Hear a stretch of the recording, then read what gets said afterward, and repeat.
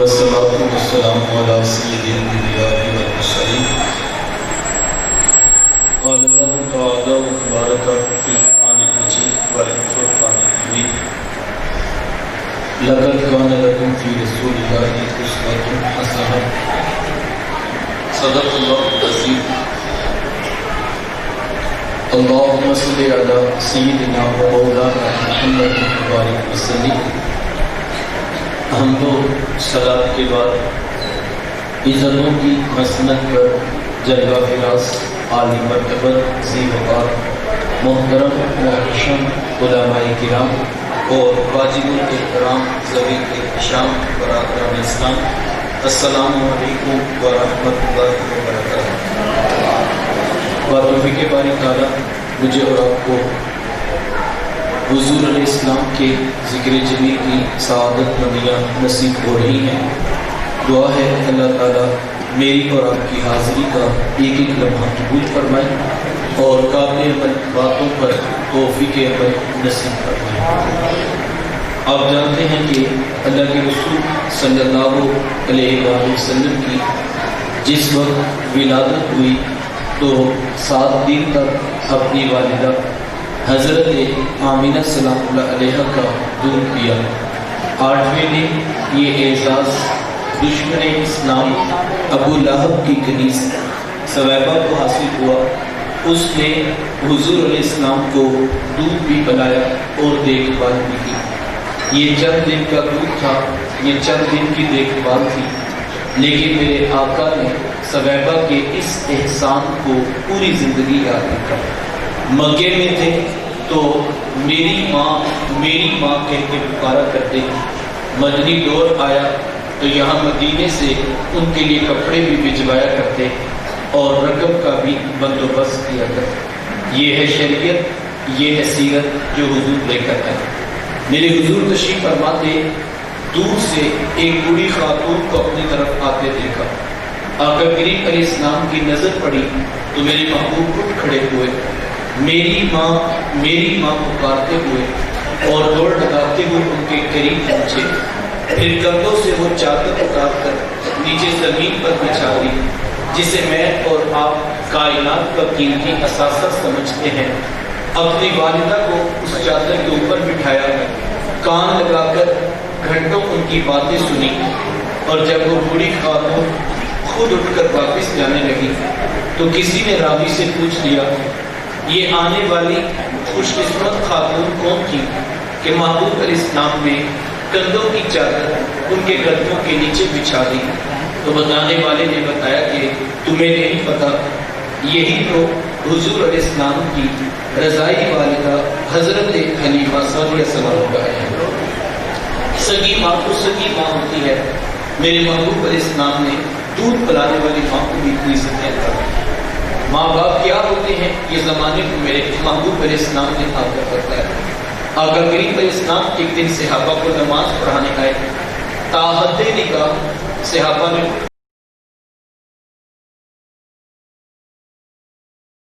حضور کا استقبال کیا، محبتوں برا یہ وجود دیکھا تو چھم چھم آنکھوں سے آنسو برسنے لگے۔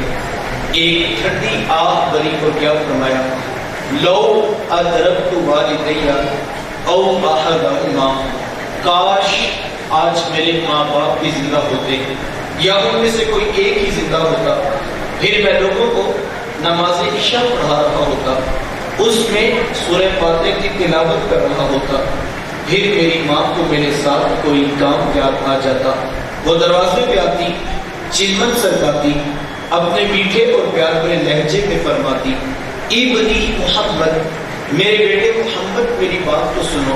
کہا لوگوں میں نماز کا مصلی چھوڑ کر پہلے ماں کی بات کو سنے۔ زمانے کو عملاً بتایا کہ ماں کا وجود کتنا محترم ہے۔ آقا کریم علیہ السلام کی سیرت نے ماں باپ کو اہمیت بیان کی ہے۔ بیٹیاں کیا ہوتی ہیں یہ زمانے کو میرے محبوب علیہ السلام نے آ کر بتلایا۔ آقا کریم علیہ السلام کی آمد سے قبل آپ تاریخ عرب اٹھا کر دیکھیں، جب کسی کے ہاں بیٹی پیدا ہوتی تو شرم سے اس کا منہ کالا ہو جاتا۔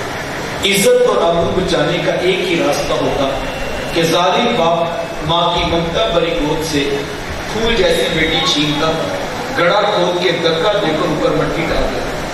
اگر کوئی باپ اتنا ظالم تھا، اتنا سفاک تھا، تو وہ اس قابل تھا کہ وہ معاشرے میں سر اٹھا کر جی سکتا ہے۔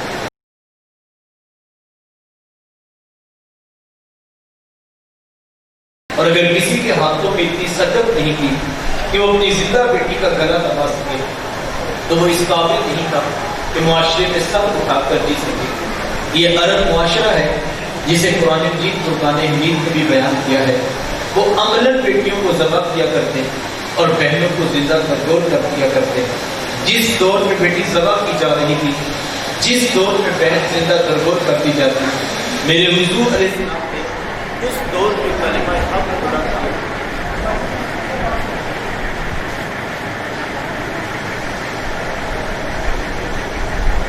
میرے حضور علیہ السلام نے اس دور میں کلمہ حق پڑھا کیا اور حضور میں کی بیٹیوں کو ذبح کرنے والوں سن کو پاک انہیں میری فاطمہ میرے جگر کا یہ کلمہ محبت بھی تھا اور یہ کلمہ اتحاد بھی۔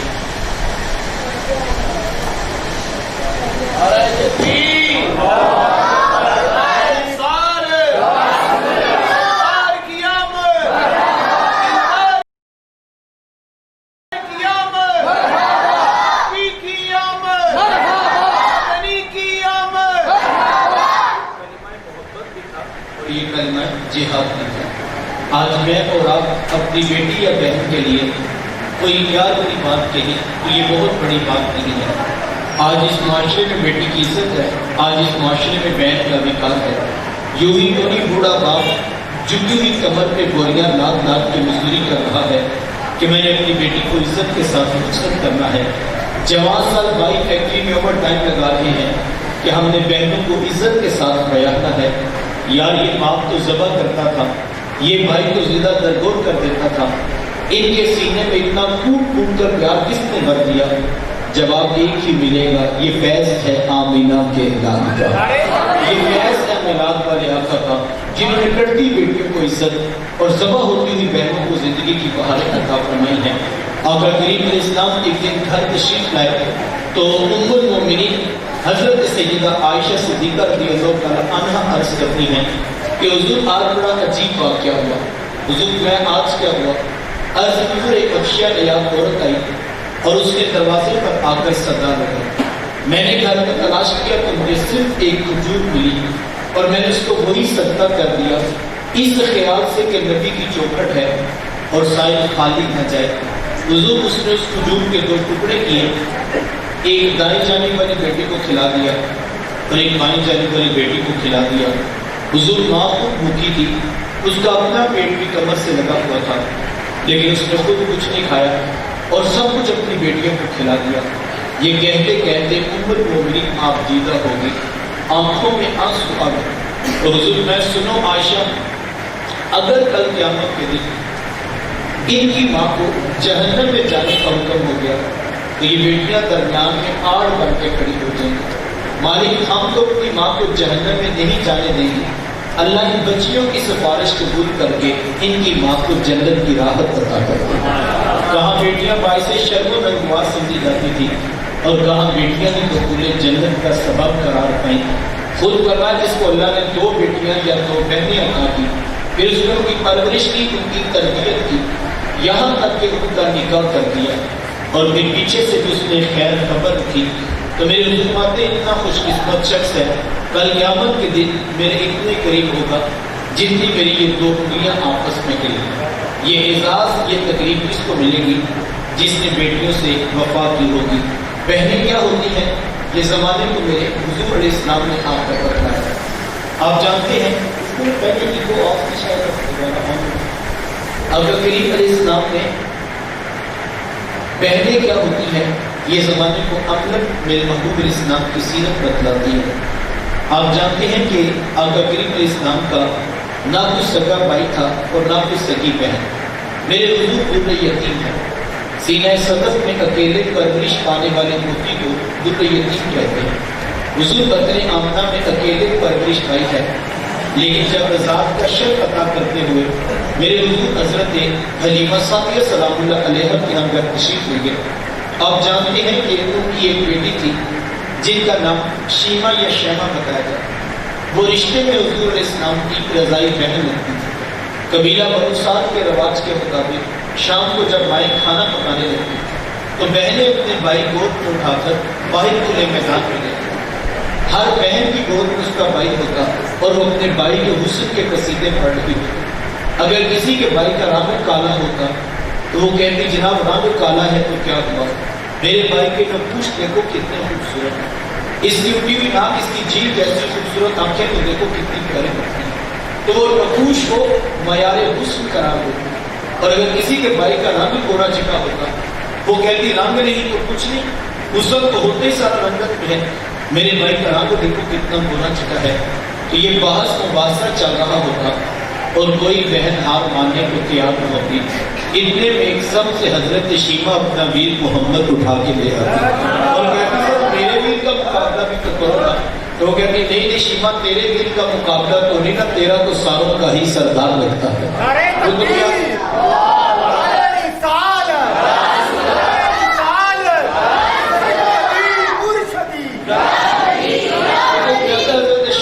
سر فخر سے بلند ہو جاتا اور حضور علیہ السلام کو وہ سینے سے چمکا لیتی اور دعا دیتی ربنا اوکلنا محمد، شاءاللہ میرے ویر محمد کو نظر نہ لگے.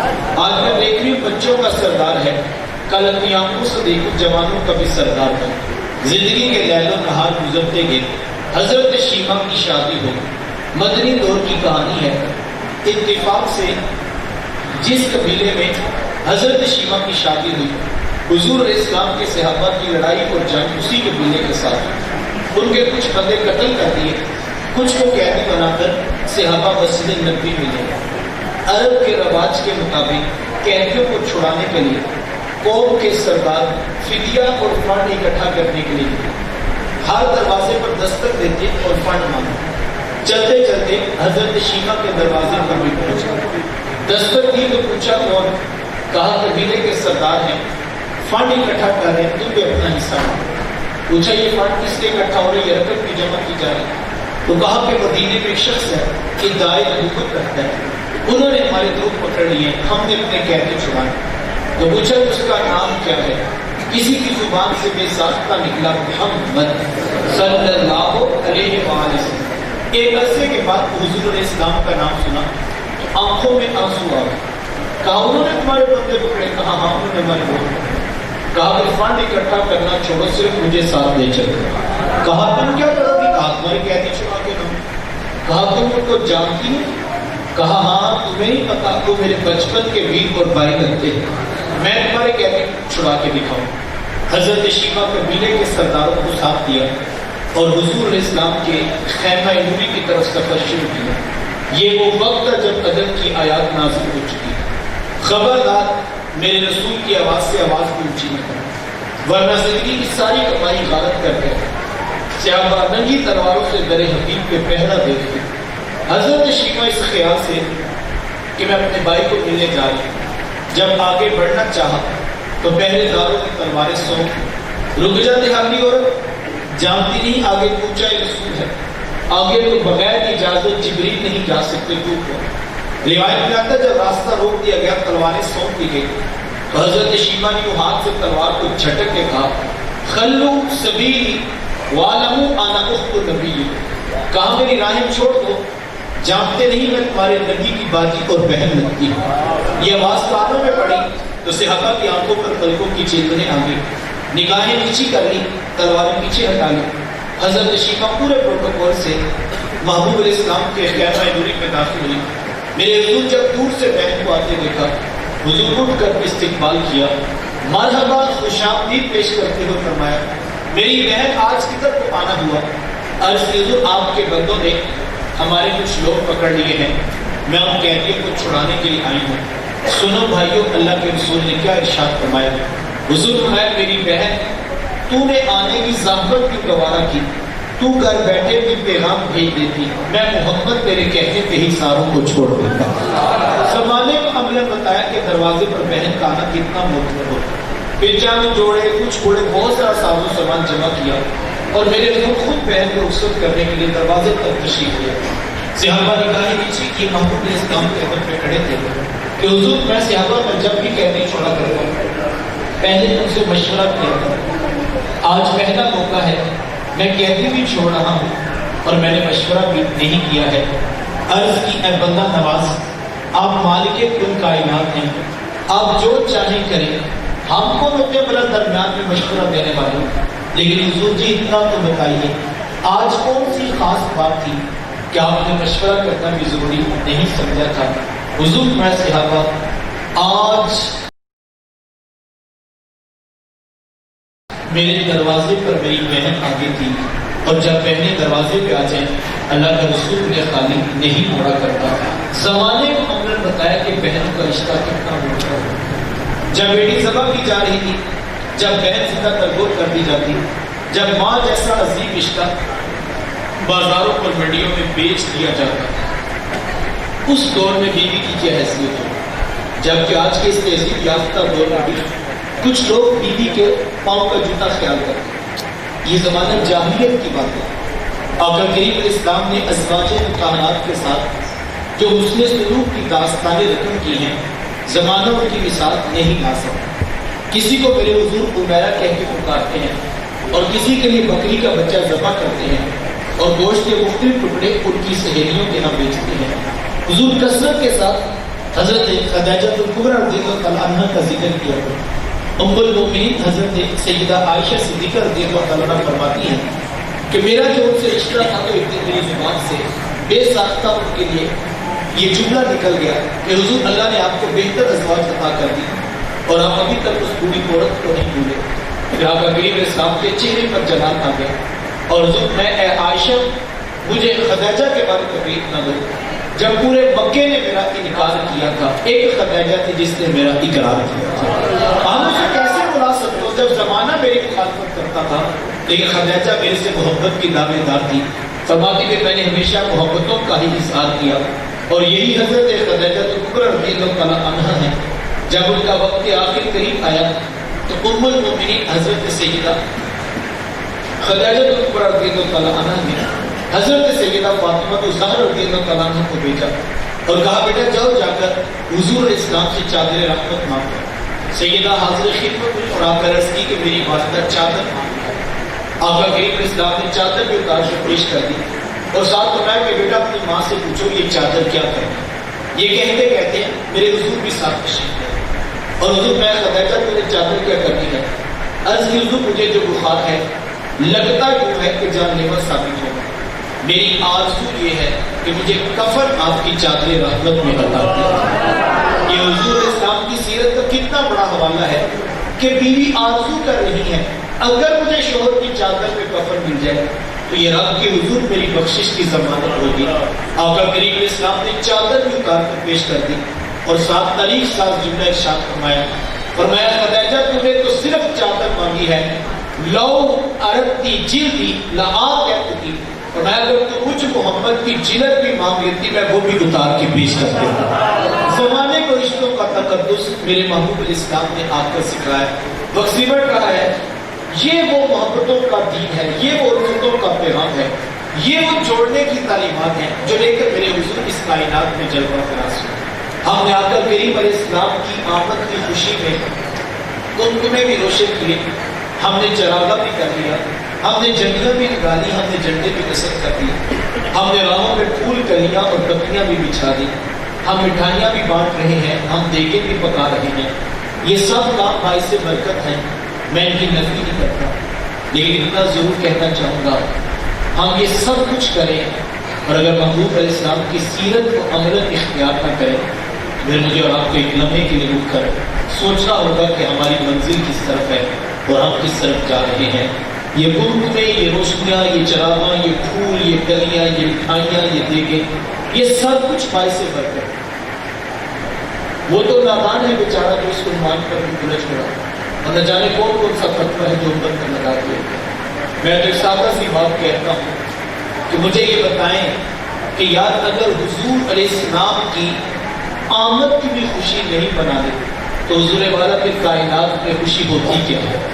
کائنات کی سب سے بڑی خوشی تو یہ ہے کہ اللہ نے اپنا محبوب ہم نقبوں کو عطا کیا۔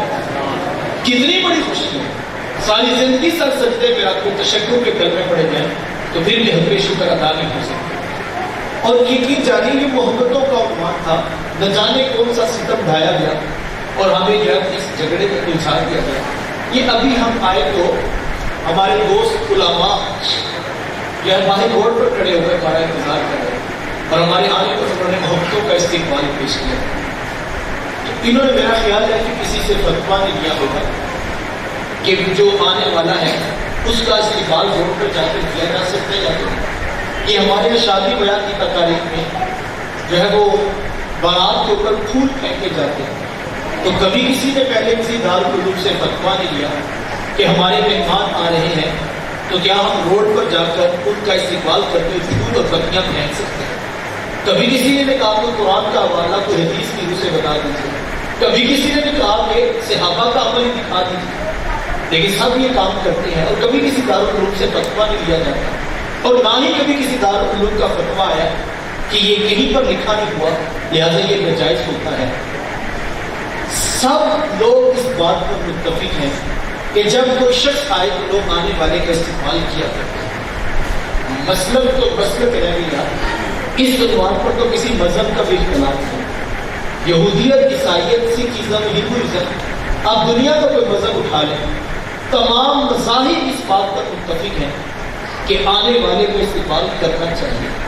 اگر اس سے بھی آگے کی بات کروں تو جن کے پاس مذہب نام کی بھی چیز نہیں، آپ ان سے بھی پوچھئے، انہوں نے بھی الگ خانے میں مورل ویلیوز لکھی ہیں جہاں یہ لکھا ہے کہ آنے والوں کو استقبال کرنا چاہیے۔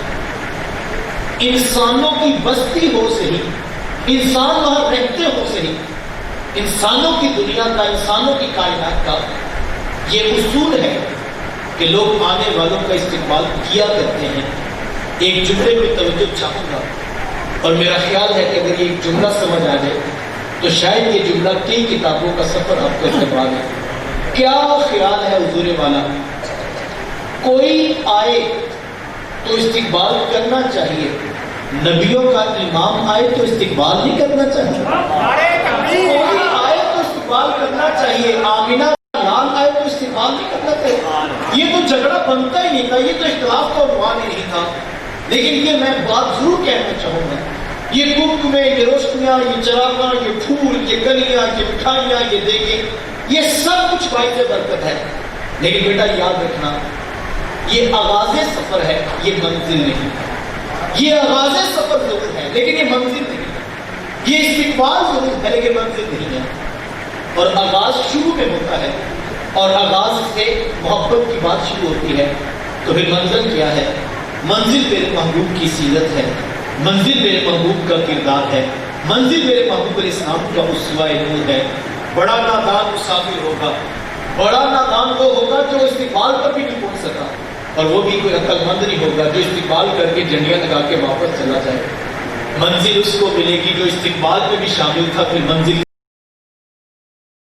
کی طرف بھی چل پڑا۔ تو مجھے اور آپ کو منزل کا سفر کرنا ہے، اور وہ منزل کا سفر ہم سے میلاد کا عنوان تقاضا کر رہا ہے۔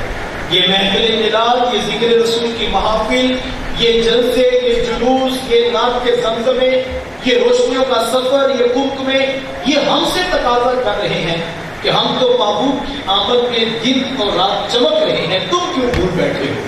آؤ اپنے محبوب علیہ السلام کی سیرت کو اختیار کرو۔ میلاد کا یہ بنیادی تقاضا ہے کہ ہم آقا کریم علیہ السلام سے محبت کرتے ہوئے ان کی سیرت کو اختیار کریں۔ اور کتنا اچھا ہو جائے کہ جب کوئی نوجوان یہاں سے اٹھ کر جائے تو بوڑھے باپ کے سامنے ہاتھ جوڑ کر پاؤں پکڑ کر معافی مانگے اور یہ ابدی بڑی غلطیاں ہوگی، بڑی کوتاہیاں ہوگی، آج کے بعد آپ کے سامنے کبھی لہجہ بھی اونچا نہیں ہوگا، کبھی آنکھ اونچی نہیں ہوگی، اور باپ پکڑ کر بیٹے کو سینے سے لگا لے اور کہے بیٹا کہ مجھے یہ تو بتاؤ، میں نے بھی تمہیں معاف کیا، میرا بھی دل تمہارے لیے صاف ہے، لیکن یہ تو بتاؤ یہ اتنی اچھی باتیں کہاں سے سیکھ کر آئے ہو؟ وہ کہ ابا جی آپ کو نہیں پتا، ابھی تو ان کا میلاد سن کر آیا ہوں جنہوں نے فرمایا تھا باپ راضی ہے تو عرش کا رحمان بھی راضی ہے۔ یہ بھی ایک میلاد ہوتا ہے، ہم نے اس میلاد کا بھی سفر کرنا ہے۔ ہاں کتنا اچھا ہو کہ جا کے کوئی بوڑھی ماں کے پاؤں پکڑ کے ماں کو راضی کر لے، تو ماں ہنس کے یہی کہے کہ پتر میں تو پہلے راضی ہوں، بھلا میں نے تیرے سے کیوں ناراض ہونا، لیکن بیٹا یہ بھی تو بتاؤ یہ اتنی اچھی باتیں کہاں سے سیکھ کر آئے ہو؟ تو وہ کہ امی ابھی تو ان کا میلاد سن کر آیا ہوں جنہوں نے فرمایا تھا جنت بھی ماں کے قدموں کے نیچے ملے گی، تو یہ بھی تو میلاد کتنا اچھا ہو کہ کوئی نوجوان کو فجر کی نماز کو باجماعت اب نظر آئے، علامہ صاحب اس کو مبارکباد پیش کریں اور کہیں بیٹا کمال کر دیا، آج پہلی نماز فجر کی اور وہ بھی باجماعت، یہ راتوں رات تبدیلی کہاں سے آ گئی؟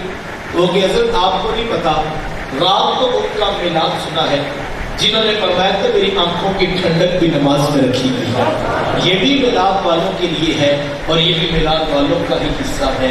کتنا اچھا ہو کہ کوئی بھائی جا کے بھائیوں سے سلو کر لے، تو بھائی زیادہ سے زیادہ یہی کہیں گے نا کہ یار ہم نے برادری کے لوگ پہ ڈالے، ہم نے کاروباری تعلقات میں استعمال کیے، لیکن تو کہتا تھا کہ اس موضوع پر بات بھی نہیں ہو سکتی، اب آ کر تو نے خود سلو کر لی ہے، سلو ہم بھی کریں گے، لیکن یہ تو بتا کہ تجھے ہوا کیا ہے؟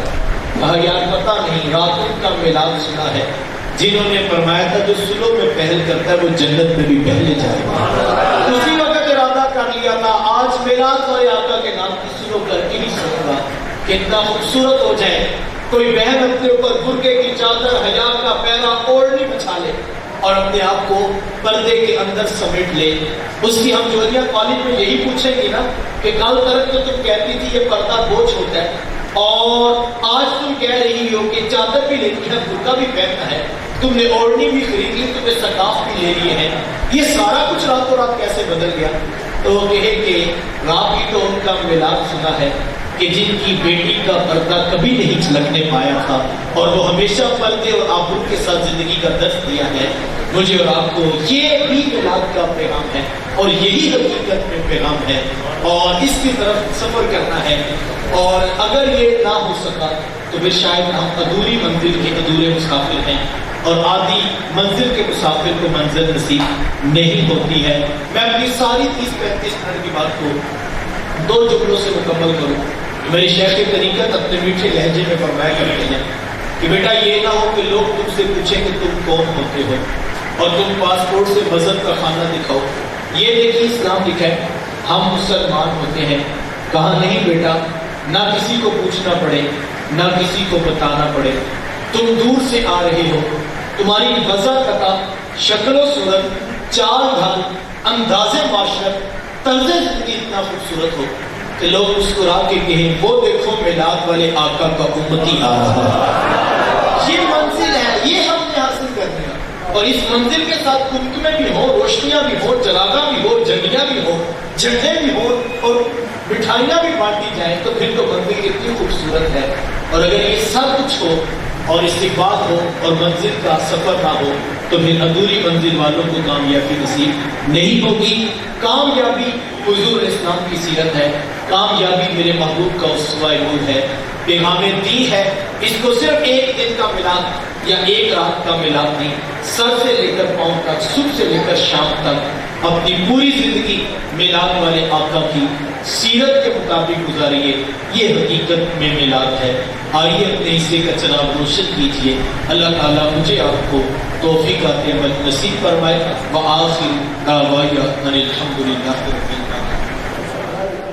نبی کا ذکر مجھے باکمال رکھتا ہے، نبی کا ذکر مجھے باکمال رکھتا ہے، یہ میرے عیبوں پہ پردے بھی ڈال رکھتا ہے، ہزار موت سے ٹکرا کر زندہ ہوں میں، ہزار موت سے ٹکرا کر زندہ ہوں میں، کوئی تو ہے نا جو میرا خیال رکھتا ہے۔